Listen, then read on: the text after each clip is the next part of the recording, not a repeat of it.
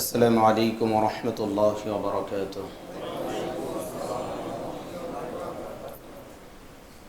الحمد لله رب العالمين، والصلاة والسلام على سيد الأنبياء والمرسلين وعلى آله وصحبه أجمعين. أما بعد، فأعوذ بالله من الشيطان الرجيم. بسم الله الرحمن الرحيم. إن الذين كفروا وصدوا عن سبيل الله قد ضلوا ضلالا بعيدا. صدق الله العظيم. رب اشرح لي صدري ويسر لي أمري واحلل عقدة من لساني يفقهوا قولي. اللهم اجعلنا من الذين آمنوا وعملوا الصالحات وتواصوا بالحق وتواصوا بالصبر. الحمد لله, আল্লাহ জাল্লা জালালুহু ওয়া মানওয়ালুহু লাখ কোটি শুকরিয়া যে মহান রব্বে করিম আমাকে আপনাকে দুনিয়ার সমস্ত কাজ থেকে ফারেক করে, পৃথক করে আল্লাহর একটি হুকুম ইশার সালাত জামাতের সাথে আদায় করার পরে মহাগ্রন্থ আল কোরআনে কারীমের আলোচনার মাজলিসে বসার তৌফিক দিয়েছেন। সেই মহান রব্বে করিমের শুকরিয়া জ্ঞাপনার্থে কালিমাতুশ শুকর আদায় করি। সকলে বলি আলহামদুলিল্লাহ। আলহামদুলিল্লাহ। আজকে আমরা সূরা নিসার 167 নম্বর আয়াতে কারিমা থেকে আমরা আলোকপাত করব। মহান রব্বে করিম যেন আমাদেরকে সঠিক কথা বলা, সঠিক কথা শ্রবণ করা এবং সে অনুপাতে আমল করার তৌফিক দান করেন, আমিন। এই আয়াতে কারিমাটির সাথে পূর্ববর্তী আয়াতে কারিমার সম্পর্ক আমরা আলহামদুলিল্লাহ ইতোপূর্বে আলোকপাত করেছিলাম যে পূর্বে আল্লাহ সুবহানাহু ওয়া তাআলা বিশ্বনবী মুহাম্মদ রাসূলুল্লাহ সাল্লাল্লাহু আলাইহি ওয়াসাল্লামের নবুয়ত, তার রিসালাত, তার আনিত বিধান, তার আনিত দ্বীন এর সত্যতার প্রমাণ দিয়েছেন। আল্লাহ সুবহানাহু ওয়া তাআলা তিনি নিজের সাক্ষী দিয়েছেন এবং ফেরেশতারাও যে কথার সাক্ষী দেয় এটা উল্লেখ করে এবং বিভিন্ন নবীদের দৃষ্টান্ত, এক্সাম্পল, উপমা টেনে আল্লাহ সুবহানাহু ওয়া তাআলা এটা প্রমাণ দিয়েছেন যে নবী আলাইহিস সালাতু ওয়াস সালাম তার আনিত দ্বীন অর্থাৎ ইসলাম এটি সত্য ধর্ম এবং এটি একমাত্র আল্লাহর কাছে গ্রহণযোগ্য ধর্ম। এই আয়াতে কারিমার মধ্যে আল্লাহ সুবহানাহু ওয়া তাআলা সতর্ক বার্তা দিচ্ছেন, যখন কোনো একটা জিনিস প্রমাণ আপনার হাতে এসে যাবে, আপনি যখন প্রমাণ পেয়ে যাবেন যে এটি হক, এটি সত্য, তখন স্বাভাবিকভাবে উচিত হলো সেই জিনিসটি গ্রহণ করে নেওয়া। হক যখন আমার হাতে এসে যাবে, সত্য যখন আমার কাছে এসে যাবে, সেই সত্যকে লুফে নেওয়া, হককে লুফে নেওয়া, হক গ্রহণ করার এই দিমাগ, এই মগজ, এই বিবেক, এই চিন্তা চেতনা, ধ্যান ধারণা প্রতিটি মুসলমান, প্রতিটি মুমিনের লালন করা উচিত, ধারণ করা উচিত। আমি যেই বিশ্বাস, আমি যে নীতির উপরে আছি, যদি দলিল এবং প্রমাণ কোরআন এবং সুন্নাহর আলোকে যদি প্রমাণিত হয়, সুস্পষ্ট হয় যে আমার এই নীতিটা ভুল, আমার এই বিশ্বাসটা ভুল, আমার এই আমলটা ভুল, বরং এর বিপরীতে কোরআন এবং সুন্নাহর সুস্পষ্ট বক্তব্য আছে, ইজমা আছে, কিয়াস আছে, তাহলে অবশ্যই সেই বিপক্ষের, সেই বিপরীতের, সেই মত, সেই সত্যকে গ্রহণ করে নেওয়া এটি মুসলমানের অপরিহার্য একটি দায়িত্ব। অন্ধ তাকলিদ, গোলামি করা, অন্ধভাবে অন্ধবিশ্বাসে বিশ্বাসী হওয়া এটি উচিত নয়। আমরা ইসলাম গ্রহণ করেছি, মুসলিম, এর অর্থই হচ্ছে আমরা কমপ্লিটলি সারেন্ডার করেছি, আমরা নিজেদেরকে আল্লাহর কাছে সঁপে দিয়েছি। নিজের চাওয়া পাওয়া, নিজের আশা আকাঙ্ক্ষা, নিজের ইচ্ছা, নিজের চাহিদা, এগুলো সব আমরা সমর্পিত করে দিয়েছি কার কাছে? আল্লাহ সুবহানাহু ওয়া তাআলার কাছে। এ হলো মুসলিম। আমরা অনেক ক্ষেত্রে বলি যে ইসলাম শান্তির ধর্ম, ইসলাম মানে শান্তি। ইসলাম শান্তির ধর্ম, এতটুকু ঠিক আছে, বাস ইসলাম শব্দের আবিধানিক অর্থ শান্তি নয়। ইসলাম শব্দের আবিধানিক অর্থ হচ্ছে আত্মসমর্পণ করা। সালাম শব্দের অর্থ হচ্ছে শান্তি, কিন্তু ইসলাম শব্দের অর্থ হচ্ছে আত্মসমর্পণ করা, নিজেকে সমর্পণ করে দেওয়া, কমপ্লিটলি সারেন্ডার করা। ইসলাম থেকে এসেছে মুসলিম, মানে সারেন্ডারকারী, আত্মসমর্পণকারী। কার কাছে? আল্লাহ সুবহানাহু ওয়া তাআলার কাছে।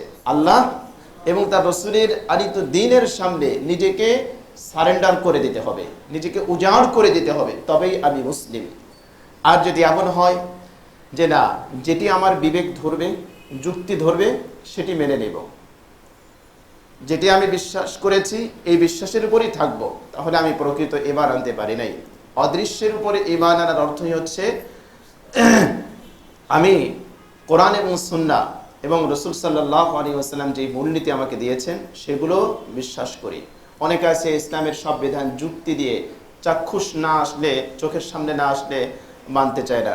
অনেকে বিশেষ করে নাস্তিক যারা, নাস্তিকদের অনেক বড় একটা কোশ্চেন, অনেক বড় একটা প্রশ্ন, আনসিন ইজ নাথিং, যা চোখে দেখা যায় না তা বিশ্বাস করে না।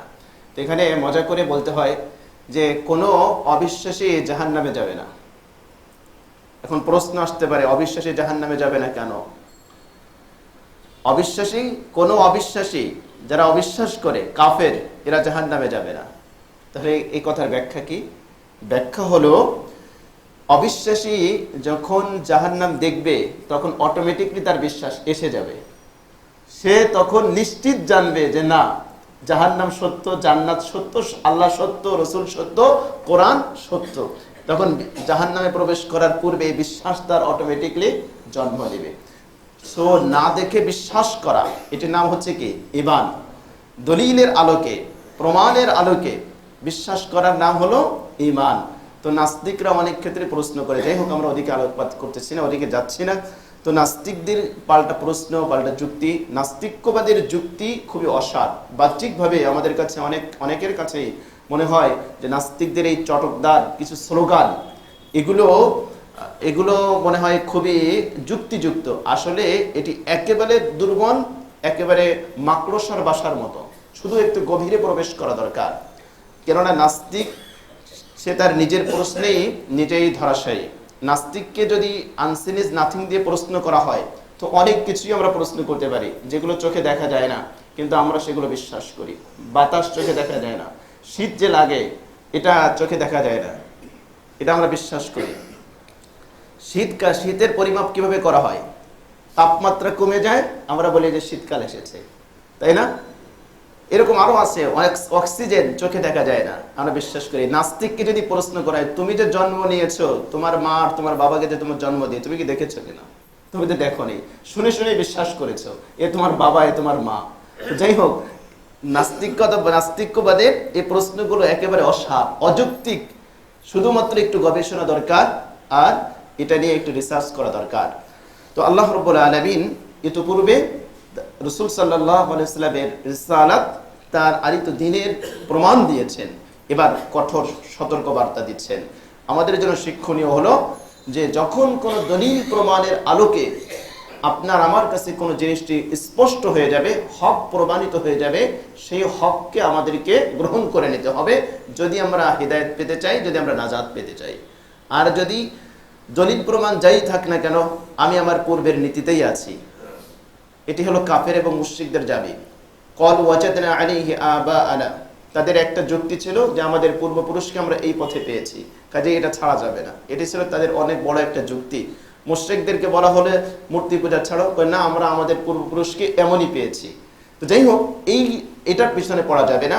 দিলকে, অন্তরকে উদার রাখতে হবে। সত্য যেখানে আছে সেখান থেকে সত্যকে লুফে নিতে হবে, হক যেখানে আছে সেখান থেকে হককে লুফে নিতে হবে। এটি হলো মুসলমানের বৈশিষ্ট্য, মুমিনের বৈশিষ্ট্য হওয়া উচিত। তো আল্লাহ পাক প্রমাণ দেওয়ার পরে এবার সতর্ক বার্তা দিচ্ছেন, ইন্নাল্লাযীনা কাফারু ওয়া সাদ্দু আন সাবিলিল্লাহ। এত কিছু প্রমাণ দেওয়ার পরেও নিশ্চয়ই যারা কুফরি করেছে, অসাদ্দু আন সাবিলিল্লাহ, আল্লাহর রাস্তা থেকে মানুষকে বাধা দিয়েছে, আল্লাহর পথ থেকে মানুষকে বাধা দিয়েছে। তো এখানে মূলত আহলে কিতাব যারা, ইহুদি পণ্ডিত এবং খ্রিস্টান পণ্ডিত, মূলত তারা উদ্দেশ্য। কেননা এই ইহুদি পণ্ডিত এবং খ্রিস্টান পণ্ডিত যারা ছিলেন, তারা যদি ইসলাম গ্রহণ করত তো তাদের দেখা দেখে সাধারণ মানুষ ইসলাম গ্রহণ করত, তারাও হিদায়াত পেয়ে যেত। তো তারা নিজেরাও ইসলাম গ্রহণ করেনি, সত্য তারা গ্রহণ করেনি, যারা কোরআনকে সত্য বলেনি। এবার তাওরাতের ভিতরে নবী আলাইহিস সালাতু ওয়াস সালামের যে গুণাবলী, যে বৈশিষ্ট্য আল্লাহ পাক উল্লেখ করেছিলেন, সেগুলো তারা লুকিয়ে ফেলেছে। সাধারণ মানুষকে তারা এটা অবহিত করেনি, যার কারণে তারা ইসলাম গ্রহণ করেনি। অথবা এটাও হতে পারে সরাসরি যারা আল্লাহর পথ থেকে মানুষকে বাধা দিয়েছে, যেরকম মক্কার কুরাইশরা করত, মানুষকে ইসলাম গ্রহণ করতে তারা বাধা দিত, আল্লাহর পথে আসতে তাদেরকে বাধা দিত, আল্লাহর ঘরে বসে আল্লাহর ইবাদত করতে তারা বাধা দিত, হজ করতে তারা বাধা দিত। তো এভাবে প্রকাশ্যে যদি কেউ ইসলাম গ্রহণ, যদি কেউ আল্লাহর পথে মানুষকে বাধা দেয়, আল্লাহ পাক বলেন কদ্দাল্লু দালালাম বাঈদা, অবশ্যই সে চরম ভ্রষ্টতার মধ্যে রয়েছে। অবশ্যই সে চরম গুমরাহির মধ্যে নিপতিত হয়েছে, সত্য পথ থেকে অনেক অনেক দূরে সরে গিয়েছে, যোজন যোজন দূরে সে চলে গিয়েছে। ইন্নাল্লাযীনা কাফারু ওয়া যালামু লাম ইয়াকুনিল্লাহু লিয়াগফিরা লাহুম ওয়া লা লিয়াহদিয়াহুম তরিকা। আল্লাহ পাক বলেন, নিশ্চয়ই যারা কুফরি করেছে এবং জুলুম করেছে, অবিচার করেছে, অন্যায় করেছে, লাম ইয়াকুনিল্লাহু লিয়াগফিরা লাহুম, আল্লাহ রাব্বুল আলামিন তাদেরকে ক্ষমা করবেন না, ক্ষমা করেননি, ওয়া লা লিয়াহদিয়াহুম তরিকা, এবং তাদেরকে সত্য পথ আল্লাহ পাক দেখাবেন না। কুফরিও করেছে কাফের, আবার জুলুমও করেছে, মুসলমানদের উপর জুলুম করেছে, অত্যাচার করেছে, বাড়াবাড়ি করেছে, নিজে কুফরি করে শিরিক করে নফসের প্রতি অবিচার করেছে। সবচেয়ে বড় জুলুম হলো শিরক, সবচেয়ে বড় জুলুম হলো শিরক। ইন্নাশ শিরকা লা যুলমুন আযীম। আল্লাহ রাব্বুল আলামিন কালামে পাকের ভিতরে ইরশাদ করেছেন, ইন্নাশ শিরকা লা যুলমুন হাকীম লা যুলমুন আযীম, যে শিরক হচ্ছে সবচেয়ে বড় জুলুম। সবচেয়ে বড় জুলুম হচ্ছে শিরক। তো শিরক করে তারা নিজেদের প্রতি অবিচার করেছে, জুলুম করেছে। যে আল্লাহ রাব্বুল আলামিন আমাকে আপনাকে সৃষ্টি করেছেন, মানুষ যদি শুধু তার সৃষ্টি নিয়ে একটু ফিকির করে, একটু গবেষণা করে, একটা নবজাতক, আল্লাহু আকবার, হয়রান হয়ে যেতে হয় কিভাবে আল্লাহ রাব্বুল আলামিন কুদরতিভাবে কিভাবে মায়ের ছোট্ট একটি কুটিরের ভিতরে, জঠরের ভিতরে, উদরের ভিতরে, জরায়ুর ভিতরে আল্লাহ রাব্বুল আলামিন কিভাবে আল্লাহ পাক তাকে সৃষ্টি করেছেন। তিনি কত বড় হাকিম, কত বড় কুদরতওয়ালা। আপনি একটা শিশু কিনে ভাবেন, কে তাকে এত সুন্দর হাত দিল, কে তাকে এত সুন্দর চোখ দিল, কে তাকে এত সুন্দর নাক দিল, যেখানে যেই অঙ্গটা দেওয়া দরকার, আল্লাহু আকবার, কুদরতিভাবে আল্লাহ রাব্বুল আলামিন সেভাবে তাকে সৃষ্টি করেছেন। সুম্মা সাওয়াকা ফাআদালাক, আল্লাহ পাক সুবিন্যস্ত করেছেন, সুঠামো করে দিয়েছেন। আল্লাহু আকবার, হয়রান হয়ে যেতে হয়। তো এত চমৎকারভাবে আল্লাহ পাক যখন সৃষ্টি করলেন, মানব সৃষ্টি করার পরে আল্লাহ পাক কি বলেছেন, ফাতাবারাকাল্লাহু আহসানুল খালিকিন, তিনি কতই না চমৎকার স্রষ্টা, তিনি কত সুন্দর স্রষ্টা। মানব সৃষ্টির সূরা মুমিন পড়বেন, আধুনিক বিজ্ঞান, আধুনিক মেডিকেল সায়েন্স ভ্রূণতত্ত্বের ব্যাপারে যেই থিওরিগুলো দিয়েছে মহাগ্রন্থ আল কোরআন আজ থেকে 1400 বছর পূর্বে আলহামদুলিল্লাহ একেবারে পারফেক্টলি একই থিওরি দিয়েছে। তো আমরা তো বলতে পারি যে কোরআন দেখে দেখেই তোমরা রিসার্চ করো, তোমরা শিখো। তো যাই হোক, এই মানব সৃষ্টির পরে আল্লাহ পাক বলেছেন, ফাতাবারাকাল্লাহু আহসানুল খালিকিন, আসমান সৃষ্টি, জমিন সৃষ্টি, এরপরে কিন্তু আল্লাহ রাব্বুল আলামিন এই শব্দ আহসানুল খালিকিন বলেন নাই, বরং মানব সৃষ্টির পরে আল্লাহ পাক বলেছেন ফাতাবারাকাল্লাহু আহসানুল খালিকিন, মহামহিময় সত্তা, তাবারাকাল্লাহ, আল্লাহ পাক তিনি বরকতময়, তিনি মহিমাময়, আহসানুল খালিকিন, তিনি সর্বোত্তম স্রষ্টা, সবচেয়ে সুন্দর স্রষ্টা। একটা মানব সন্তান নিয়ে আপনি একটু ফিকির করেন, নিজেকে নিয়ে একটু ফিকির করেন যে আমি কোথায় ছিলাম। এই যুবক ভাইয়েরা, তরুণ ভাইয়েরা, তোমরা আজকে মনে করো যে তোমার শরীরে অনেক টকবকে খুন, রক্ত আছে, তারুণ্য আছে, তুমি একটু হসপিটালে যাও, গিয়ে দেখো ছোট্ট বাচ্চাটা কত অসহায় থাকে। আল্লাহু আকবার। আমি যে কথাটি প্রায় বলি যে মুরগির একটা বাচ্চা জন্মের পরে মায়ের সাথে ছুটে ছুটে তার খাবার গ্রহণ করতে পারে, কিন্তু একজন মানব সন্তান কত অসহায়, কত অসহায়। খাবার যে সে নিজে খাওয়া তো দূরের কথা, সে যে বলবে যে আম্মা আমার খাবারের প্রয়োজন, এতটুকু শক্তিও তার নাই। মলমূত্র ত্যাগ করার পরে সেখান থেকে একটু সরে সে অন্য বেডে ঘুমাবে, এই শক্তিটুকুও তার নাই। এত অক্ষম তুমি ছিলে। খুলিকাল ইনসানু দাঈফা, আল্লাহুল্লাযী খালাকাকুম মিন দুরফিন, এই তোমাকে একেবারে দুর্বল, হীন থেকে হীন অবস্থায় আল্লাহ পাক সৃষ্টি করেছেন। এরপর আল্লাহ পাক বলছেন, তারপর আমি তোমাদেরকে একটু যৌবন দিলাম, আর যৌবনের উন্মাদনায় তুমি একেবারে পাগল হয়ে গেলে, মাতাল হয়ে গেলে। এখন আর তুমি স্রষ্টাকে মানো না, সৃষ্টিকর্তাকে ভুলে গিয়েছো, মাকে মানো না, বাবাকে মানো না, গুরুজনকে মানো না। তোমার এই যৌবন, এই তারুণ্য কয়দিনের? এরপরে আল্লাহ পাক বলেন, এরপরে আবার আমি তাকে ফিরিয়ে দেবো শাইবা, বার্ধক্য, দুর্বল চলে আসবে। দেখো, খুঁজে দেখো, তুমি শিক্ষা গ্রহণ করো, দেখো কত যৌবনের এরকম উন্মাদনায় কত মানুষ বেসামাল ছিল, আজকে বার্ধক্য এসে গিয়েছে, আজকে বিছানায় কত আর্তনাদ আর কত হাহাকার।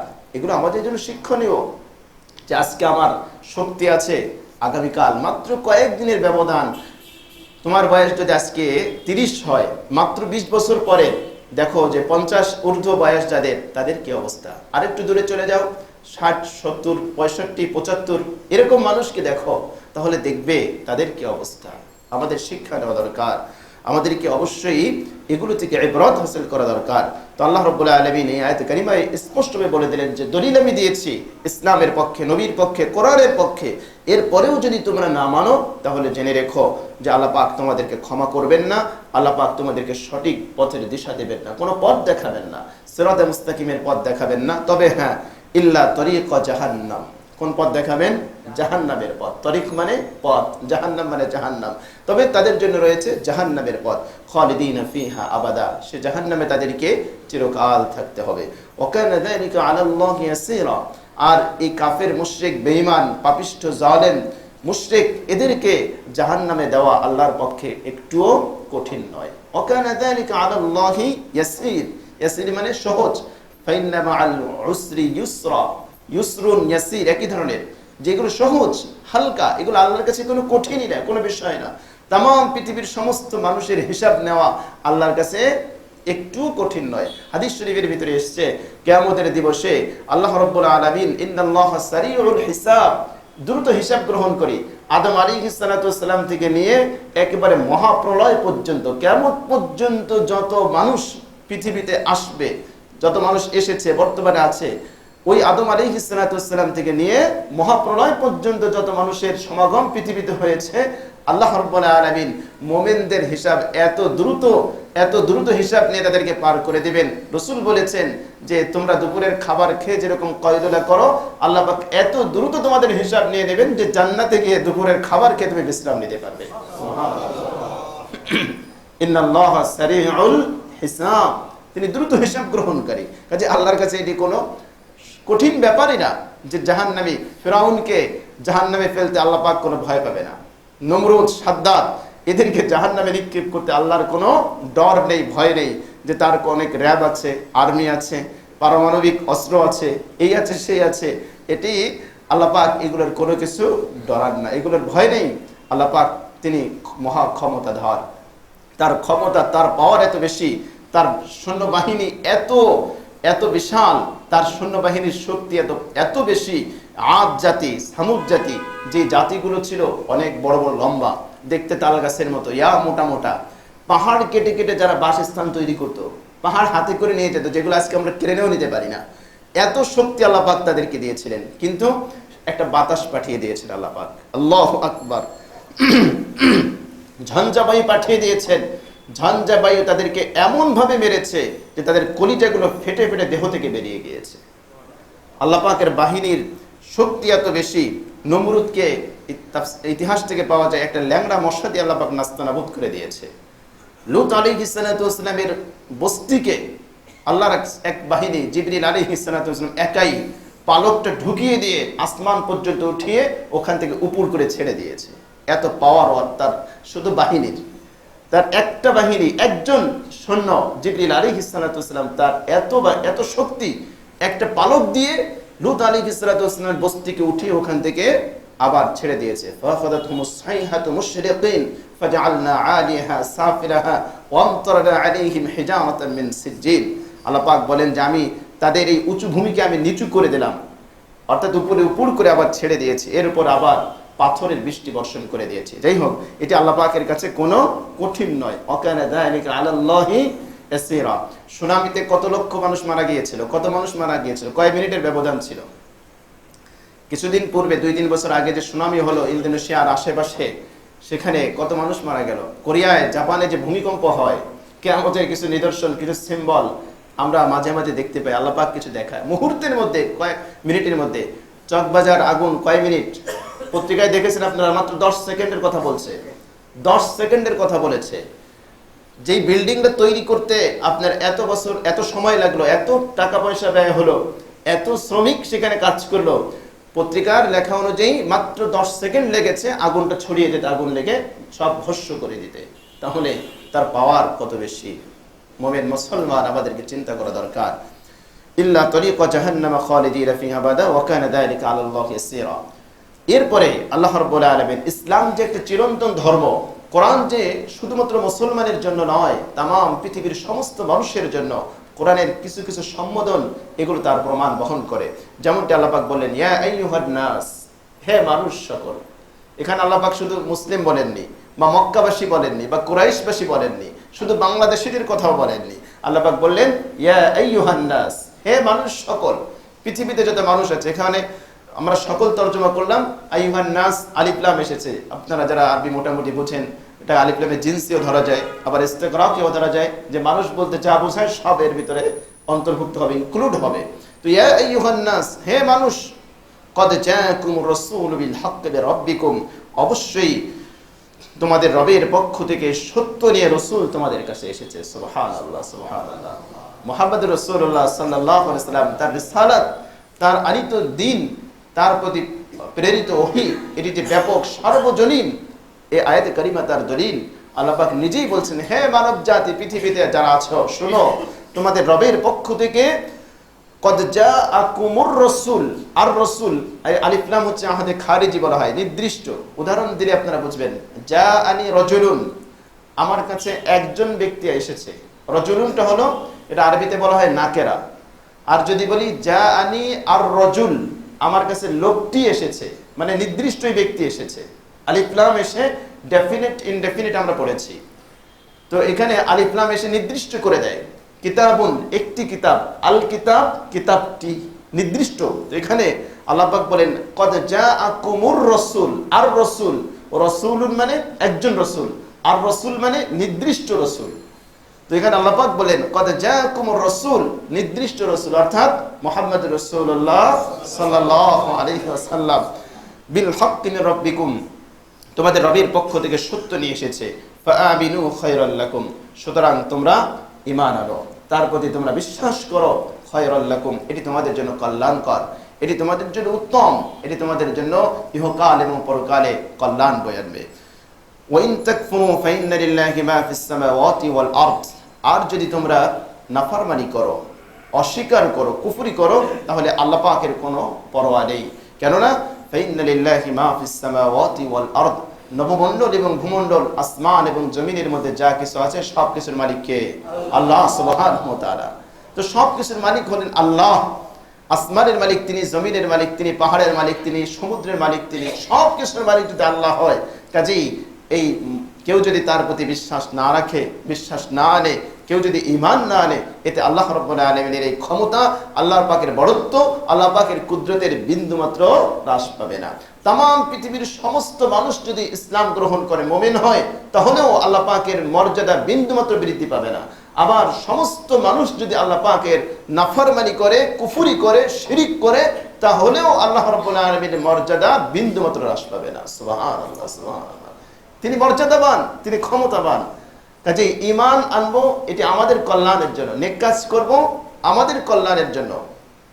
আল্লাহ পাক কালামে পাকের ভিতরে বলেছেন, মান আমিলা সালিহান ফালিনাফসি, যে ব্যক্তি ভালো কাজ করে সে নিজের কল্যাণের জন্যই করে, কেননা এই ভালো কাজের প্রতিদান আল্লাহ রাব্বুল আলামিন তাকে দান করবেন। এজন্য ঈমান আনা, কল্যাণ ভোগ করব আমি, সৎকর্ম করার কল্যাণ ভোগ করব আমি, এতে আল্লাহ রাব্বুল আলামিনের তার মান সম্মান বৃদ্ধিও পাবে না, হ্রাসও পাবে না। ওয়া ইন তাকফুরু ফাইন্না লিল্লাহি মা ফিস সামাওয়াতি ওয়াল আরদ ওয়া কানা আল্লাহু আলীমান হাকীমা, আর আল্লাহ রাব্বুল আলামিন তিনি হলেন আলিম, তিনি হলেন মহাজ্ঞানী, হাকিমা, তিনি হলেন বিজ্ঞানময়, তিনি হলেন প্রজ্ঞাবান। তিনি, তার কোন সিদ্ধান্ত হিকমা শূন্য নয়, প্রজ্ঞা শূন্য নয়। এরপরে আল্লাহ রাব্বুল আলামিন আহলে কিতাবদেরকে, অর্থাৎ আহলে কিতাব, কালামে পাকের ভিতরে যদি আপনারা ইয়া আহলাল কিতাব বলে সম্বোধন আপনি কোথাও পান, তাহলে বুঝবেন যে এখানে দ্বারা দুই জাতির উদ্দেশ্য। এক হলো ইহুদি জাতি, আর এক হলো নাসারা জাতি, খ্রিস্টান জাতি। আহলে কিতাব অর্থাৎ তাওরাত এবং ইনজিলের অনুসারী, তাদেরকে আল্লাহ পাক ইয়া আহলাল কিতাব বলে সম্বোধন করেন। ইয়া আহলাল কিতাব লা তাগলু ফি দীনিকুম, তোমরা দ্বীনের ব্যাপারে সীমা লঙ্ঘন করো না, বাড়াবাড়ি করো না, গুলু করো না। ওয়ালা তাকুলু আলাল্লাহি ইল্লাল হক, আর আল্লাহর ব্যাপারে তোমরা হক কথাই বলো, যথার্থ কথা বলো, সত্য কথা বলো, মিথ্যা কথা বলো না। কিভাবে তারা দ্বীনের ব্যাপারে বাড়াবাড়ি করেছে? ইহুদি জাতি, এই জাতি তারা তাদের ধর্মের ব্যাপারে চরম বাড়াবাড়িতে লিপ্ত হয়েছে। এমনকি তারা অনেক জলিলুল কদর পয়গম্বর নবী আলাইহিসসালাম তাদেরকে তারা হত্যা করেছে। ঈসা আলাইহিসসালাম সম্পর্কে তারা বাজে মন্তব্য করেছে। ঈসা আলাইহিসসালামের মা সম্পর্কে তারা জঘন্য উক্তি করেছে। আবার অপরদিকে খ্রিস্টান জাতি তারাও আবার এই নবী আলাইহিসসালাম অর্থাৎ ঈসা আলাইহিসসালামের ব্যাপারেও তারাও চরম বাড়াবাড়িতে লিপ্ত হয়েছে। একদিকে ইহুদিরা আল্লাহর রাসূল সাইয়্যিদিনা ঈসা আলাইহিসসালাম সম্পর্কে বাজে উক্তি করেছে, নবীদেরকে হত্যা করেছে। আবার অপরদিকে খ্রিস্টানরা নবীর মর্তবা দিতে দিতে দিতে তারা রাসূলকে তারা স্রষ্টার আসনে তারা বসিয়ে দিয়েছে, সমাসীন করে দিয়েছে। নাউজুবিল্লাহ। আবার ইহুদিরা তারা উযাইর আলাইহিসসালামকে আল্লাহর পুত্র বলেছে। ওয়াকালাতিল ইয়াহুদু উযাইরুন ইবনুল্লাহ ওয়াকালাতিন নাসারাল মাসীহ ইবনুল্লাহ। ইহুদিরা উযাইরকে আল্লাহর পুত্র বলে, আবার খ্রিস্টানরা মাসীহ অর্থাৎ ঈসা আলাইহিসসালামকে আল্লাহর পুত্র বলে। তো দ্বীনের ব্যাপারে তারা চরম বাড়াবাড়ি করেছে, তারা শিরিক করে ফেলেছে। এজন্য এই আয়াতে কারিমা থেকে মুমিন মুসলমানদেরকেও শিক্ষা লাভ করতে হবে। দ্বীনের ব্যাপারে বাড়াবাড়ি ছাড়াছাড়ি উভয়টি আমাদের জন্য ক্ষতিকর। এখানে ইফরাতও করা যাবে না, তাফরীতও করা যাবে না। আমাদের নবীকে নিয়েও এক শ্রেণীর মূর্খ মানুষ চরম বাড়াবাড়িতে লিপ্ত হয়। ফকির শ্রেণী আছে যারা এমন কিছু গান গায়, এমন কিছু কথা, এমন কিছু উক্তি যারা বলে, একেবারে শিরিকযুক্ত গান। আহমাদের এই মিমের পর্দা উঠিয়ে দে রে মন, দেখবি সেটা আহাদ নিরঞ্জন। তার মানে কি? আহমাদ, আহমাদ মিম উঠে দিলে কি থাকে? আহাদ। আহাদকে আল্লাহ। তো আহমাদ আর আহমদের ভিতরে তারা কোনো পার্থক্য করে না। নাউজুবিল্লাহ। তাহলে এরকম বহু উক্তি তারা আছে, যেই আল্লাহ সেই রসুল সেই খুদা একই ধরনের, এরকম নানা ধরনের উক্তি তারা করে। আবার কেউ কেউ রসুলের মর্তবা দিতে গিয়ে বিভিন্ন ধরনের উক্তি করে শিরকি কর্মকাণ্ড করে ফেলে। ইফরাত মানে হলো অতি বাড়াবাড়ি, যেটা করেছে ইহুদিরা। তাফরীত মানে হলো ছাড়াছাড়ি। এই দুটোই ইসলামের জন্য, দ্বীনের জন্য, ধর্মের জন্য চরম ক্ষতিকর। কাজেই মুমিন মুসলমান মুহতারাম হাজরিন, আমাদেরকে সবসময় উদার থাকতে হবে। এখানে বাড়াবাড়িতে আমরা নেই, ছাড়াছাড়িতেও নেই। আল্লাহ পাক কালামে পাকের ভিতরে বললেন, ওয়াকাযালিকা জাআলনাকুম উম্মাতাও ওয়াসাতা। আল্লাহ পাক বলেন যে আমি তোমাদেরকে মধ্যমপন্থী উম্মত আমি হিসেবে বানিয়েছি। যেই মধ্যমপন্থী বলে কাকে? ইফরাত নেই, তাফরীত নেই, বাড়াবাড়িও নেই, ছাড়াছাড়িও নেই। এ হলো হক, ইতিদাল। যেরকম ইহুদিরা তারা চরম বাড়াবাড়ি করার কারণে আল্লাহ রাব্বুল আলামিন তাদের উপর বিধানও এরকম কঠোরতা আরোপ করে দিয়েছে। আর খ্রিস্টানরা তারাও নিজেদের উপরে বৈরাগ্যবাদ তারা চাপিয়ে নিয়েছে। মানুষের স্বভাবজাত প্রক্রিয়া হলো, আল্লাহ পাক জৈবিক চাহিদা দিয়ে মানুষকে সৃষ্টি করেছেন। এই জৈবিক চাহিদাকে অবদমন করার ক্ষেত্রে খ্রিস্টানরাও বাড়াবাড়িতে লিপ্ত হয়েছে। এজন্য তারা নারী সংস্পর্শ ত্যাগ করে তারা বৈরাগ্যবাদ তারা গ্রহণ করেছে। শেষ পর্যন্ত তাদের দ্বারা এমন খারাপ কাজ, এমন গর্হিত কাজ সংগঠিত হয়েছে যেটি অত্যন্ত লজ্জাস্কর। আল্লাহ রাব্বুল আলামিন তাই বলে দিচ্ছেন যে হে আহলে কিতাব, খবরদার, দ্বীনের ব্যাপারে কোনো সীমালঙ্ঘন নয়, বাড়াবাড়িও নয়, ছাড়াছাড়িও নয়। আর আল্লাহর ব্যাপারে তোমরা যথার্থ হক কথাই বলবে, আল্লাহর ব্যাপারে মিথ্যা বলবে না। ইহুদিরা আল্লাহর ব্যাপারে যখন নুক্তি করে, কখনো তারা বলে আল্লাহর হাত সংকুচিত হয়ে গিয়েছে। ওয়াকালাতিল ইয়াহুদু ইয়াদুল্লাহি মাগলুলা। ইহুদিরা বলে যে আল্লাহর হাত সংকুচিত, মানে আল্লাহ কৃপণ হয়ে গেছে। নাউজুবিল্লাহি মিন যালিক। আবার কখনো বলে ফেরেশতারা আল্লাহর কন্যা। নাউজুবিল্লাহ। অথচ এই ইহুদিরা ছিল তাওহীদবাদী ধর্মের অনুসারী, একত্ববাদের ধর্মের অনুসারী। কেননা আল্লাহ পাক তাদেরকে তাওরাত নামক একটা সম্মানিত কিতাব আল্লাহ পাক তাদেরকে দিয়েছিলেন। তো এরকম কথা তোমরা কখনোই বলো না। ইন্নামাল মাসীহু ঈসা ইবনে মারইয়াম রাসূলুল্লাহ ওয়া কালিমাতু। নিঃসন্দেহে মারইয়াম তনয় ঈসা মাসীহ, তিনি হলেন রাসূলুল্লাহ, আল্লাহর রাসূল, ওয়া কালিমাতু, এবং তার কালিমা। আলকাহা ইলা মারইয়াম, যে কালিমা আল্লাহ পাক নিক্ষেপ করেছিলেন মারইয়াম আলাইহিস সালাতু ওয়াস সালামের কাছে। অরূহুম মিনহু, এবং আল্লাহর একটা রূহ, আল্লাহর একটা নির্দেশ। ফাআমিনু বিল্লাহি ওয়া রাসূলি, সুতরাং তোমরা আল্লাহর উপরে বিশ্বাস করো এবং তার রাসূলগণের প্রতি ঈমান আনো। এখানে আল্লাহ রাব্বুল আলামিন তাদের ভ্রান্ত ধারণা এটাকে আল্লাহ পাক অপনোদন করছেন, তাদের কুসংস্কারকে আল্লাহ পাক দূর করে দিচ্ছেন। যেমন গোটা খ্রিস্ট জগৎ তারা বিশ্বাস করে যে ঈসা হলো আল্লাহ। কেউ বলে আল্লাহ, কেউ বলে আল্লাহর পুত্র, কেউ বলে তিন খোদার এক খোদা। নাউজুবিল্লাহ। ঈসা আলাইহিস সালাতু ওয়াস সালামকে নিয়ে তারা চরম বাড়াবাড়িতে লিপ্ত হয়েছে। আল্লাহ পাক বললেন যে না, ঈসা হলো রাসূলুল্লাহ, আল্লাহর প্রেরিত একজন রাসূল। ওয়া কালিমাতু, এবং তার কালিমা। আল্লাহ পাক কেন তাকে কালিমা বললেন? কালিমাও বলা হয়, যা আমরা সাধারণত যে কথা বলি, শব্দ বলি, এটাকে বলা হয় কালিমা। তো এখানে আল্লাহ রাব্বুল আলামিন ঈসা আলাইহিস সালাতু ওয়াস সালামকে কালিমা কেন বললেন? সাধারণ মানুষের মতো না বলে কখনো বলছেন রূহুম মিনহু, যেরকম পরবর্তী শব্দে বলেছে যে আল্লাহর পক্ষ থেকে তার একটা, আল্লাহর পক্ষ থেকে, আল্লাহর থেকে রূহ, আল্লাহর রূহ বলেছেন, অথবা আল্লাহর নির্দেশ বলেছেন। কেন বলেছেন? আমরা জানি ঈসা আলাইহিস সালাতু ওয়াস সালাম মানুষের স্বাভাবিক যে সৃষ্টির ধারাবাহিকতা, প্রক্রিয়া, এভাবে তিনি সৃষ্টি হননি, বরং তিনি সৃষ্টি হয়েছেন আল্লাহ পাকের একটা কালিমা, অর্থাৎ কুন ফায়াকুন। আল্লাহ পাক যেটা বলেন সূরা ইয়াসিনের ভিতরে, আল্লাহ পাক বলেছেন যে আল্লাহ পাক যখন কোনো জিনিস সৃষ্টি করার ইরাদা করেন তখন তিনি বলেন কুন, হও, ফায়াকুন, হয়ে যায়। তো আল্লাহ পাক ঈসা আলাইহিস সালাতু ওয়াস সালামকে মানুষ সৃষ্টির যে ধারাবাহিকতা, মানুষ সৃষ্টির যেই একটা সিলসিলা রয়েছে, তাকে পিতামাতার ঔরসে তাকে জন্ম নিতে হবে, মাতৃ জঠরেভাবে থাকতে হবে, কিন্তু আল্লাহ পাক ঈসা আলাইহিস সালাতু ওয়াস সালামকে এই ধারাবাহিকতা রক্ষা করে সৃষ্টি করেননি। তিনি তার কুদরতে বহিঃপ্রকাশ ঘটিয়েছেন, তিনি পিতা ছাড়া তিনি তাকে জন্ম দিয়েছেন। এজন্য আল্লাহ পাক তাকে কুন বলেছেন, আর কুন হচ্ছে একটা কালিমা। এজন্য আল্লাহ রাব্বুল আলামিন এখানে কালিমা বললেন। কুন হলো আল্লাহ পাকের একটা নির্দেশ। এই নির্দেশে যেহেতু ঈসা আলাইহিস সালাতু ওয়াস সালাম সৃষ্টি হয়েছেন, এজন্য আল্লাহ পাক তাকে এখানে কালিমা বলেছেন। এবং পরবর্তী শব্দে আল্লাহ পাক বলেছেন রূহুম মিনহু, যে আল্লাহর রূহ, অর্থাৎ আল্লাহ পাকের নির্দেশ। ফাআমিনু বিল্লাহি ওয়া রাসূলি, আল্লাহর প্রতি ঈমান আনো, তার রাসূলগণের প্রতি ঈমান আনো। ওয়ালা তাকুলু সালাসা, খ্রিস্ট জগৎ যে তৃতীয়বাদে বিশ্বাস করে, আল্লাহ পাক বললেন খবরদার, খবরদার, ওয়ালা তাকুলু সালাসা, তোমরা তিন খোদায় বিশ্বাসী হয়েও না। কত হাস্যকর জবাব!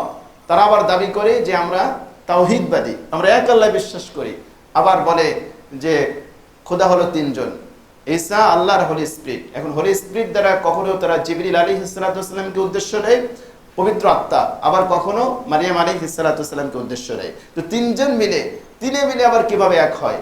তিন মিলে তো কখনো এক হয় না। তাদের যুক্তি যে না, তিন মিলে এক হয়। আমরা তো জানি যে আমাদের বাচ্চা ছেলেও জানে আল্লাহ তিনি এক সত্তা, ঈসা আলাইহিস সালাতু ওয়াস সালাম এক সত্তা, আর যদি জিবরিলকে ধরি তিনিও এক সত্তা, তাহলে তিনজন তিনে মিলে তিন সত্তা হয়। তারা বলে যে না, তিনে মিলে এক সত্তা। তো আল্লাহ পাক এখানে স্পষ্টভাবে তাদের এই ভ্রান্ত ধারণা, অমূলক চিন্তা চেতনা, এগুলোকে আল্লাহ পাক অপনোদন করে দিলেন। ওয়ালা তাকুলু সালাসা, খবরদার এই তৃতীয়বাদে বিশ্বাসী হয়ো না। ইনতাহু, এর থেকে বিরত থাকো, খায়রাল লাকুম, তাহলে তোমাদের জন্য এটা কল্যাণকর হবে। ইন্নামাল্লাহু ইলাহু ওয়াহিদ, নিঃসন্দেহে আল্লাহ রাব্বুল আলামিন তিনি হলেন এক ইলাহ, তিনি ছাড়া আর কোনো হক মাবুদ নেই, তিনি ছাড়া আর কোনো উপাস্য নেই।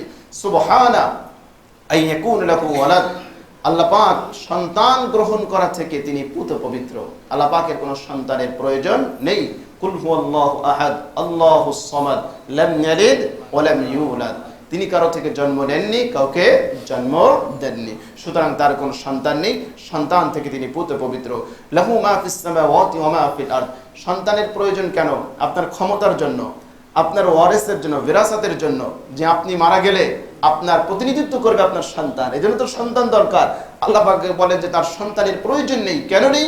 লাহু মা ফিস সামাওয়াতি ওয়া মা ফিল আরদ, আসমান এবং জমিনের ভিতরে যা আছে সব কিছুর মালিক কে? আল্লাহ সুবহানাহু ওয়া তাআলা। কাজেই তার সন্তান গ্রহণ করার কোনো প্রয়োজন নেই। লা ইস্তানকিফাল মাসীহু আন ইয়াকুনা আবদান লিল্লাহ, দেখুন কত চমৎকার যুক্তি দিয়ে আল্লাহ পাক খ্রিস্টানদের ভ্রান্ত ধারণাগুলো অপনোদন করছেন।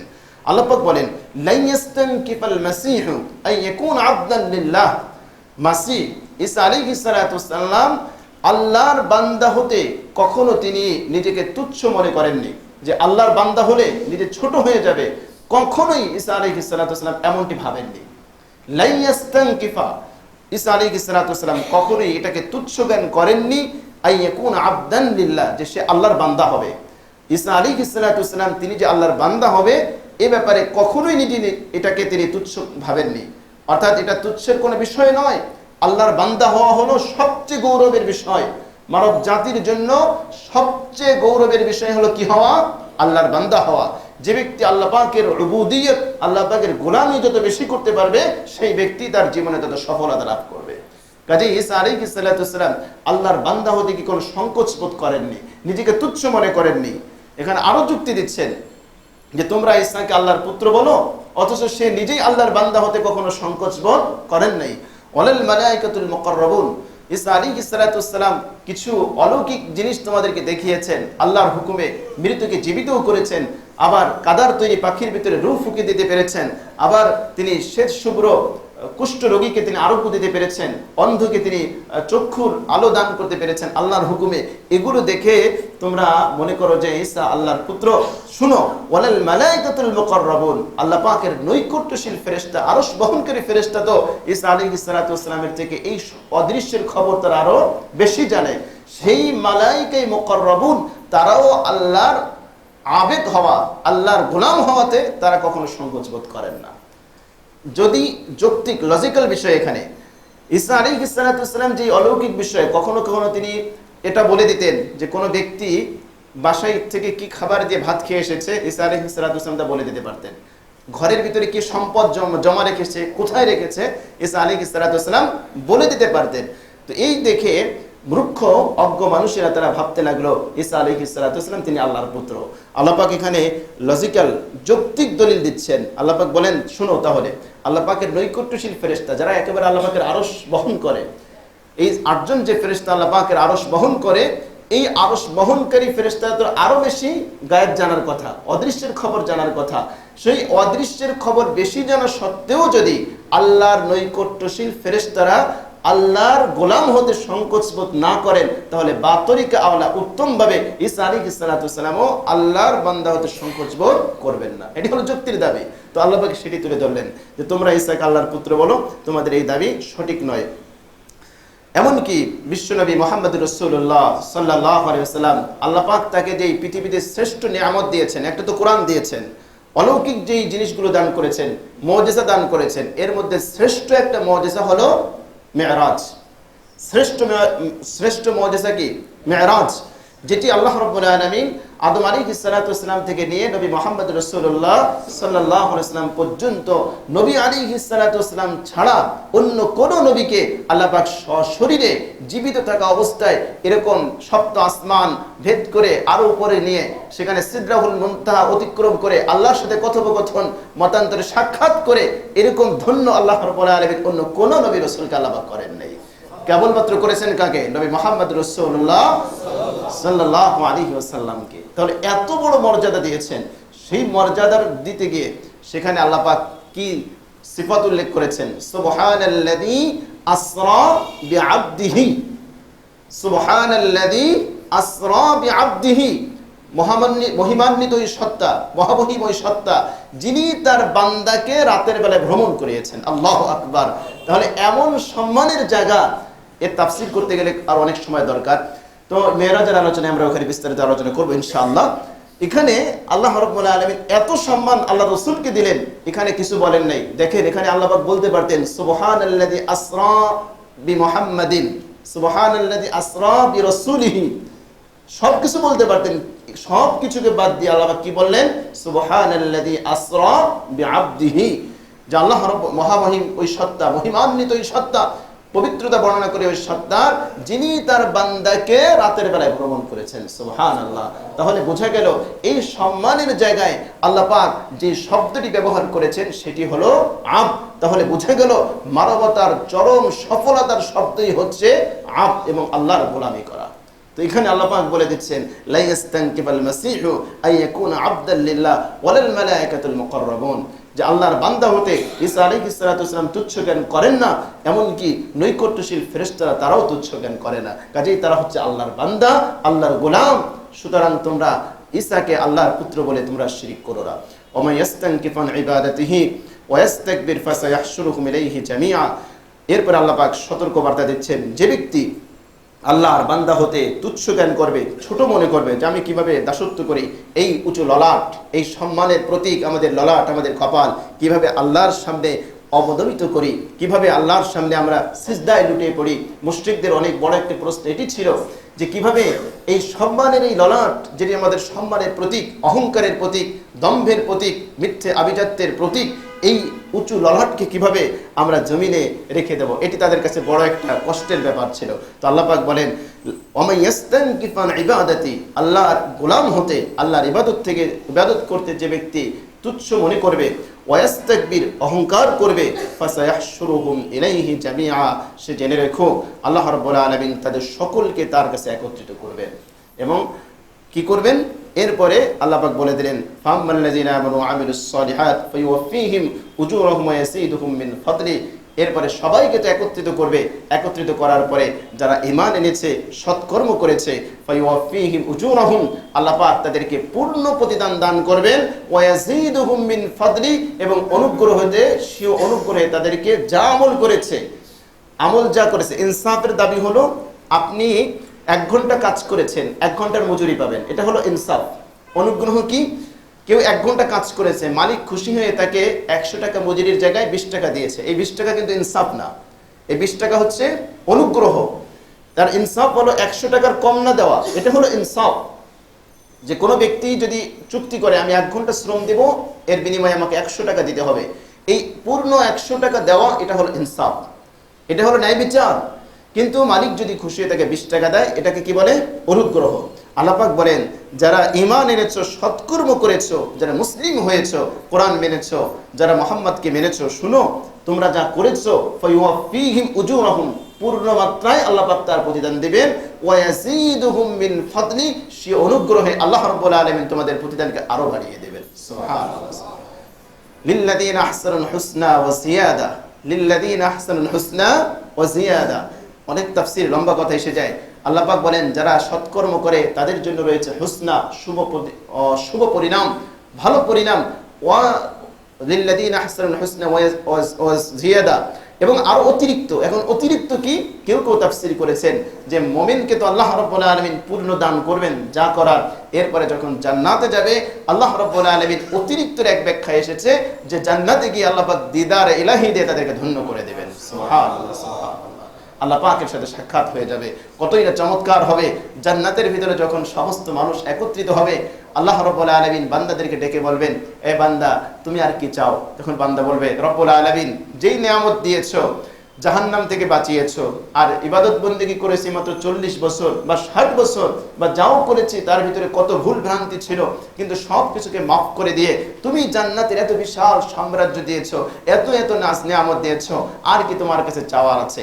এরপরে আল্লাহ রাব্বুল আলামিন বলবেন, শুনো আমি আজকে থেকে এরপর থেকে তোমাদের উপর আর কখনো অসন্তুষ্ট হব না, তোমার উপরে আমার রিজা, আমার সন্তুষ্টি, আমার রেজামন্দি আমি তোমাদেরকে দান করে দিলাম। সুবহানাল্লাহ। এরপরে আল্লাহ রাব্বুল আলামিন তার নূরের পর্দা সরিয়ে তাদেরকে দিদারে ইলাহি দিয়ে ধন্য করবেন। তো জান্নাতের অনেক বর্ণনা এসেছে। আল্লাহ পাক এখানে বললেন, ওয়া ইয়াসিদুহুম মিন ফাদলি কর্ম যা করেছি, যা করছি, এর বিনিময়ে তো অবশ্যই আল্লাহ পাক দিবেন, বরং সে অনুগ্রহে মুমিন মুসলমানদেরকে আরো বহুগুণ তিনি কি করবেন? বাড়িয়ে দিবেন।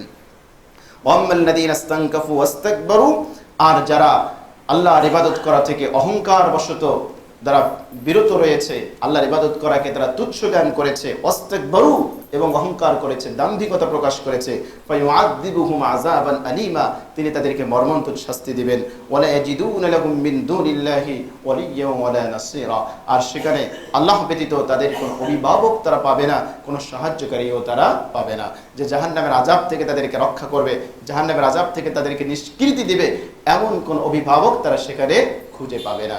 আজকের আলোচনার সারসংক্ষেপ হলো যে আল্লাহ রাব্বুল আলামিন তার সত্য দলিল প্রকাশ করার পরে তিনি কঠোর সতর্ক বার্তা দেন। এখান থেকে আমাদের শিক্ষণীয় বিষয় হলো, যদি হক আমাদের সামনে স্পষ্ট হয়ে যায়, হককে আমরা লুফে নেব, হককে গ্রহণ করব। 2 নম্বর শিক্ষা হলো যে দিনের ব্যাপারে আমরা অতি বাড়াবাড়ি, অতি ছাড়াছাড়ি এর ভিতরে লিপ্ত হব না। আমরা অতি বাড়াবাড়ির ভিতরে নেই, অতি ছাড়াছাড়ির ভিতরে নেই। আমরা উদার চিত্তে সত্যকে গ্রহণ করার জন্য আমরা উন্মুখ থাকব, আমরা চাতক পাখির মধ্যে তাকিয়ে থাকব, যখনই সত্য আসবে আমরা গ্রহণ করব। আরেকটি শিক্ষণীয় বিষয় হলো যে আল্লাহর ইবাদত করা, আল্লাহর গোলামি করা, দাসত্ব করা, এটি হচ্ছে মানব জাতির সবচেয়ে সম্মানিত বিষয়। এজন্য যেই জিনিসটা আমাদের জন্য সম্মান এবং কল্যাণ বয়ে আনবে, সেই জিনিসে আমাদের আত্মনিবেদন করা, আমাদের সেই কাজেই নিয়োজিত করা, এটি হলো বুদ্ধিমানের কাজ। আল্লাহ রাব্বুল আলামিন কোরআন থেকে শিক্ষা লাভ করে আমাদের জীবনে বাস্তবায়ন করার তৌফিক দান করেন। আমিন। আখিরু দাওয়ানা আলহামদুলিল্লাহি রাব্বিল আলামিন।